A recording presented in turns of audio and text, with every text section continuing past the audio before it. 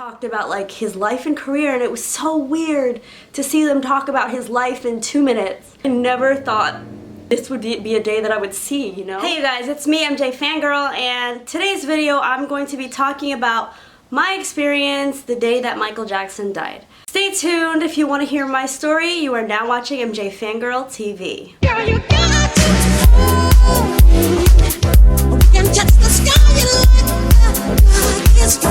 Alright, before I get into it, if you have not seen my face before, my name is MJFANGIRL and I'm a Michael Jackson fan making videos for and about the MJ fan community. I do Michael Jackson travel related videos, I do merchandise and event reviews, and I do vlogs with my Michael Jackson fan friends. So if you're interested in any of that, make sure that you hit that subscribe button down below and hit the notification bell so that YouTube will let you know every time I upload. So as you guys can imagine, this is not the most fun video that I'm going to be doing, but I've been getting a lot of requests ever since I started my channel.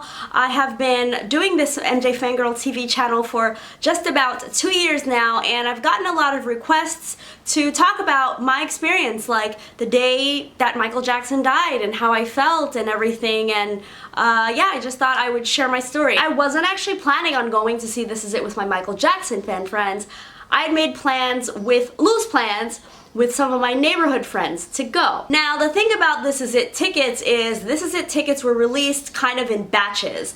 Now, you had to have a special pre-sale code to be able to purchase tickets at a certain time. One of my friends at the time, she offered me her pre-sale code. She's like, oh, do you want to buy tickets? And something inside of me just didn't jump. I wasn't like, yeah, I gotta go, I want to go with you guys. Like, I was just like, chilling, you know? I was like, you know what, I'm gonna wait for my special pre-sale code. So I'm gonna show you guys this image. I'm gonna blur out parts of my email address. This is my personal email address. This is my pre-sale code as it came in. Now, I was totally looking forward to talking. One of my girlfriends had said to me, you know, let's plan out this trip today. Our plan was to go to the museum. We're gonna go to the Modern Museum of Art in Midtown Manhattan here. It was just one of those summer days, had no school, no job, no responsibilities. I was just hanging out. So I go to my girlfriend's house and she's there, and there's 4 of us essentially. We're all hanging out, and it's so crazy, but I got a phone call from my Michael Jackson fan friend who I had never met at real life at that time, but he lived in California and he had some connections to some folks that worked at TMZ, and he called me and he was crying on the phone out of nowhere, mind you. This is in the middle of the afternoon. Called me crying on the phone, and I was like, is this guy calling the right person? Because you know, I'm not going to release his information or whatever, but I just was like, I honestly thought he was calling the wrong person, and I was like, are you okay? And he was crying, and he was like, we need to pray for Michael and just like send out good vibes, and Michael's not okay. And I was like, I don't know what you're talking about. Like, I haven't even seen anything on the news. At that point, I turned the news on and I started to see reports about Michael Jackson being rushed to the hospital. You guys, for some reason, I didn't put 2 and 2 together. Like, Michael Jackson dying was just not something that was gonna happen in my world. Michael Jackson dying was something that was the furthest thing away from my mind. So when I saw the news report, you know, I hung up with him and I was like, all right, I'm gonna pray for Michael. And I told my girlfriends, and they were just like, he'll be okay, girl. So I was there and I was just like, I don't know what to say about this. Michael Jackson was rushed to the hospital. Then there started to be reports in that he had suffered a heart attack, or as they like to call it at that time, cardiac arrest. And I was just like, oh no, this is not good, but he'll be okay. Again, like, Michael Jackson was a part of my everyday life. He was a part of everything. He was a part of my identity. Oh my gosh. I told myself I did not want to cry in this video, and it's happening already. Michael Jackson was a part of my identity. He was a part of, like, being a fan, I'm saying, was a part of who I was. You know, so many people knew me as being a fan, and I just never imagined life without him. So, like, to imagine anything bad happening to him was like, okay, but I never imagined that it would get to the point where he'd no longer be here, you know? Like, I always imagined that I would have great times with my girlfriends or my Michael Jackson friends in general, and we'd go see him, you know, in our 40s or 50s or whatever, and he'd be there and do Billie Jean in a chair. You know, I just never imagined that he wouldn't be here.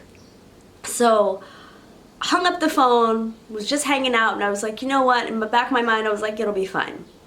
And then my dad called me. And you guys, I think my dad calling me made this whole situation real. And he called me and he was like, hey, you know, I prepared you for this, and no matter what happens, you know, it's not looking good, but you know, this is what they say about the greats always die young. Now, my dad and I have had conversations about Elvis and about John Lennon and about so many people that have just died young, you know, Sam Cooke and all these artists that are, Sammy Davis Jr., great artists, but died way before their time. And we talked about how, in a sense, that makes them greater in terms of like just their legacy, because it was cut short. No one ever knew what was gonna come next. So my dad calls and he's like, you know, just telling me to be strong and it's gonna be okay.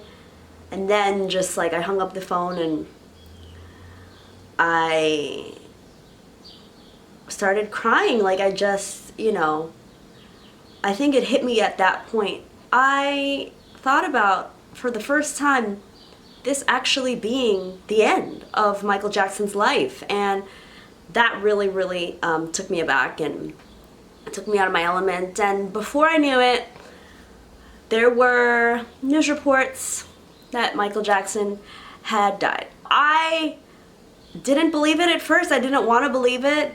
I started getting text messages like, Michael Jackson's dead, and which I think is so insensitive, and I definitely got rid of a lot of people after the way they were towards me after Michael Jackson died, as if it was like a joke or whatever. I just remember sitting in the living room of my friend's house and turning the channel to ABC News. They showed like a montage of Michael. I remember distinctly, they just showed the bad video, and they talked about like his life and career, and it was so weird to see them talk about his life in 2 minutes, you know? So I just sat there and I cried, and I just couldn't believe.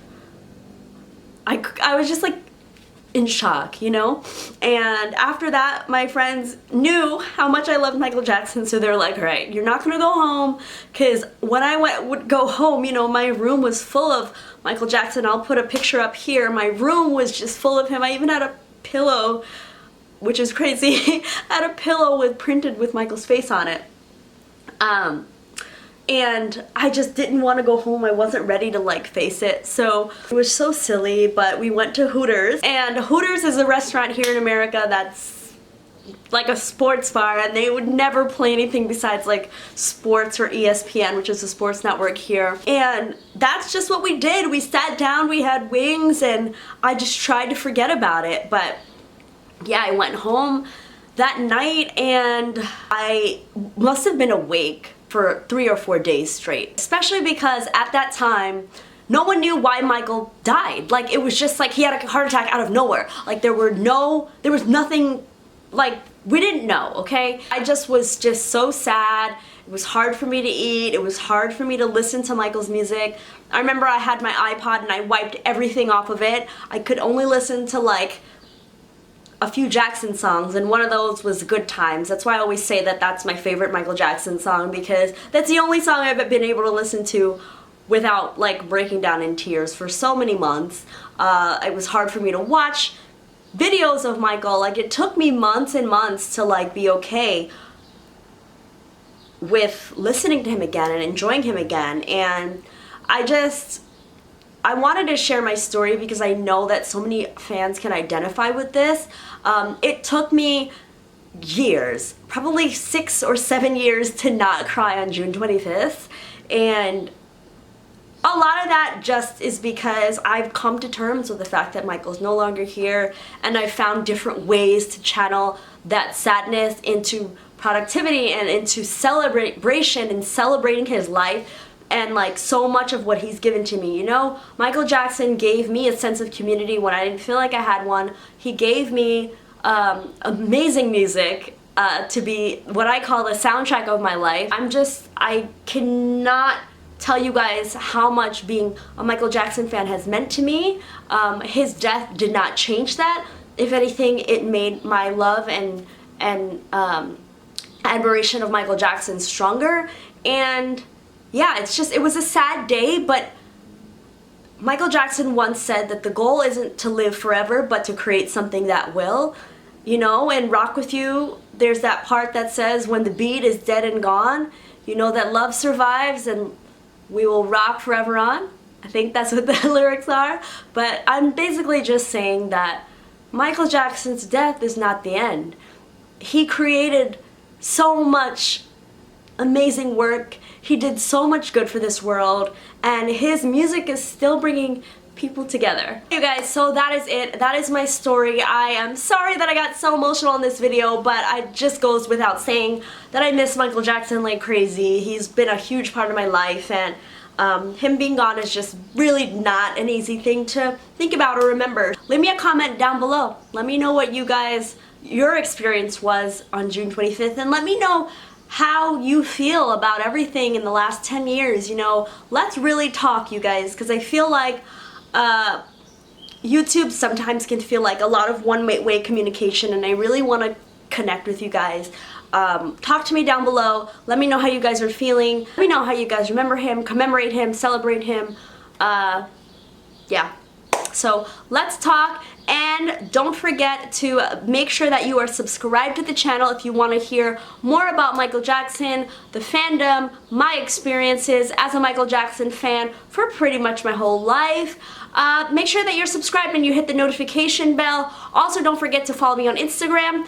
I'm on there almost every day. Twitter I'm on, not as often, but I'm on there as well. Facebook, here's my @ right here, and here is the next video. Make sure that you go check that out, and I will see you guys on that side. Bye.